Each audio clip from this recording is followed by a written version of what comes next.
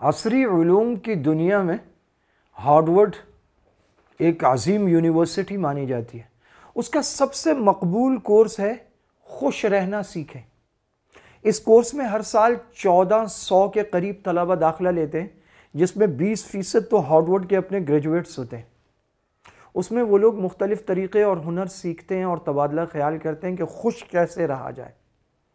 Harvard جو وہاں طریقے سکھاتا ہے ان میں سے 5 ابتدائی طریقے وہ یہ ہیں. سب سے پہلا شکر گزاری، کہ آپ کے پاس جو کچھ ہے اس پر اپنے خالق اور مالک اور اپنے معبود کے شکر گزار رہیں، کوڑے نہیں، ناشکری نہ کریں. اور دوسرا یہ ہے کہ ورزش کریں. جسمانی اور ذہنی صحت کے لیے ورزش بہت ضروری ہے، اس سے موڈ بہتر ہوتا ہے. اور تیسری بات، ناشتہ کیجئے، ناشتے کو نہ چھوڑیں. بہت سارے لوگ وزن گھٹانے کے لیے یا وقت کی کمی یا کسی اور وجہ سے ناشتہ نہیں کرتے، یہ بہت لیٹ جا کر کرتے ہیں. یہ ان کی جسمانی ہی نہیں ذہنی صحت کے لیے بھی تباہ کن ہے. اور چوتھا یہ ہے کہ مستقل مزاج رہیے.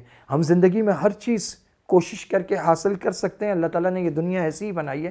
کوشش کرتے رہیں، مستقل مزاج رہیں، سورج کی طرح چلتے رہیں، غروبوں ڈھلتے رہیں مگر چلتے رہیں، پھر نئے جذبے سے اگائیں. آپ میں توانائی ہو، مستقل مزاجی رہے گی تو آپ ٹھیک رہیں گے. اور اس سے اگلا اور 5واں گر ہے سیکھتے رہیے. کچھ نہ کچھ نیا سیکھیے. اپنا وقت اور پیسہ نئے کورسز پر، سیر و سیاحت پر، نئی جگہ جانے پر، نئے علوم کے حصول پر لگائیے.